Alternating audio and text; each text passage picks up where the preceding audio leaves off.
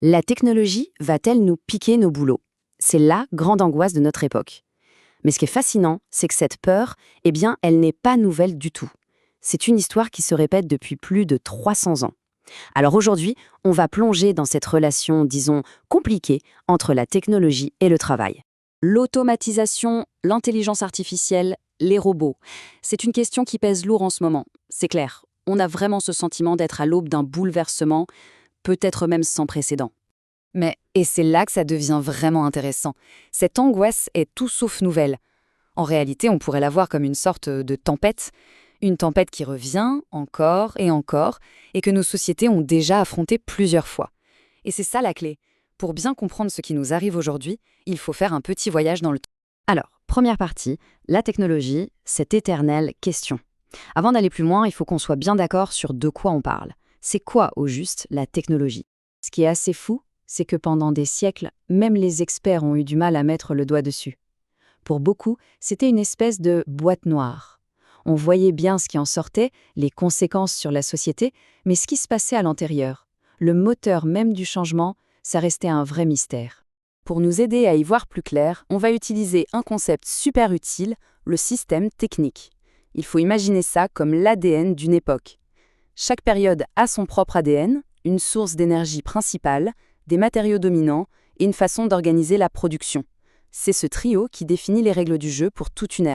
Deuxième partie, des étincelles avant le grand incendie. Parce que oui, pour bien mesurer la violence de la tempête qui va arriver, il faut d'abord se rendre compte de ce qu'était le monde avant. Le fameux calme avant la tempête.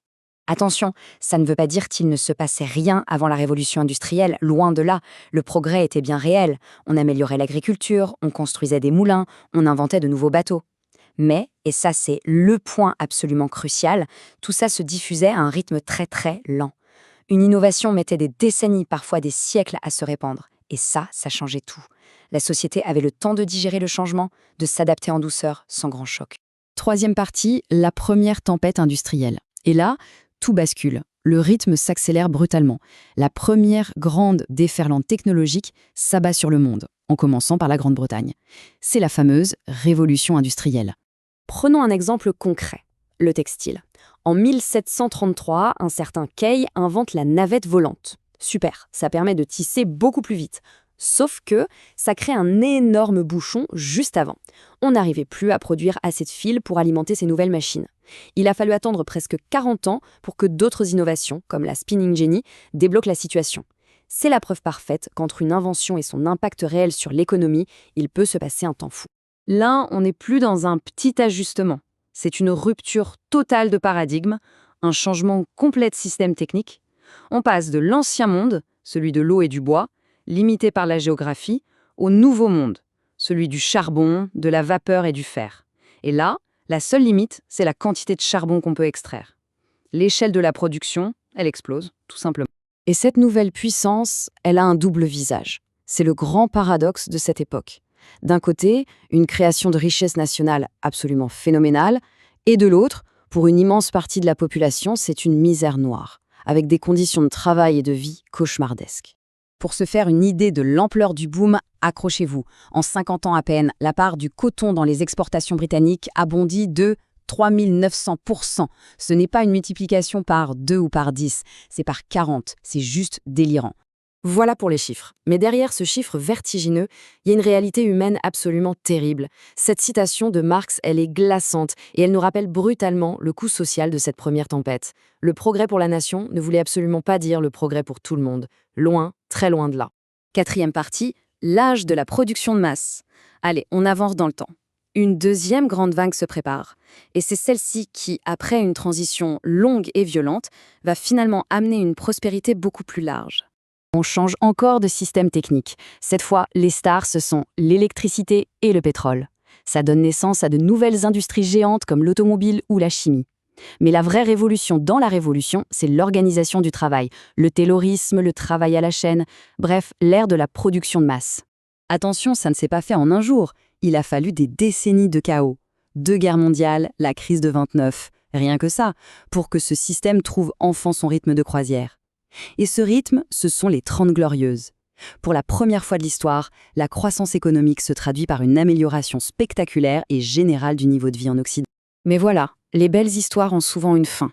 À partir des années 70, la machine commence à s'essouffler. Les gains de productivité ne sont plus aussi fous. En gros, le système a donné tout ce qu'il pouvait. Et à l'horizon, devinez quoi? De nouveaux nuages commencent à s'accumuler. Une autre tempête se prépare. 5e partie, notre révolution numérique. Et cette tempête, eh bien on est en plein dedans. C'est la nôtre. C'est la révolution que nous vivons en ce moment même. Le cœur du réacteur de notre système, ce n'est plus le charbon ni le pétrole. C'est le microprocesseur. La matière première la plus précieuse, ce n'est plus le fer, c'est l'information, le savoir. Les autoroutes de l'économie ne sont plus en asphalte, mais en fibre optique.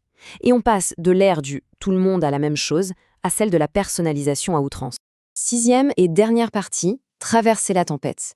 Bon, après ce grand voyage dans le temps, qu'est-ce qu'on en retient pour aujourd'hui? Comment est-ce qu'on navigue dans notre propre tempête? Il se trouve qu'il y a une grande théorie économique qui tente de répondre à ça depuis 200 ans. Ça s'appelle la théorie de la compensation. L'idée de base est assez simple. Oui, la technologie détruit des emplois. C'est la partie visible et douloureuse. Mais en même temps, elle déclenche d'autres mécanismes, plus discrets, qui finissent par en créer de nouveaux ailleurs. En gros, c'est un effet domino. D'abord, il faut des gens pour inventer et construire les machines.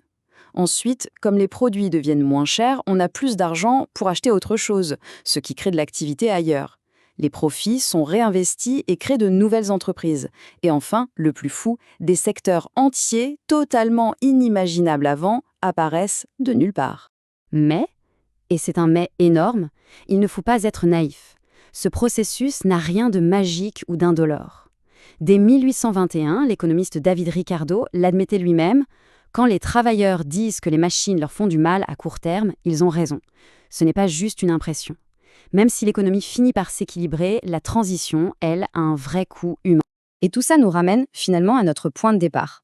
L'histoire nous montre qu'on a toujours fini par traverser ces tempêtes, en réinventant nos économies et nos métiers. Mais la tempête actuelle a quelque chose de vraiment particulier. Pour la toute première fois, on n'automatise pas seulement les bras, on automatise aussi les cerveaux. La matière première de cette révolution, c'est la connaissance elle-même. Alors la grande question qui reste, c'est, cette fois-ci, est-ce que c'est vraiment différent ?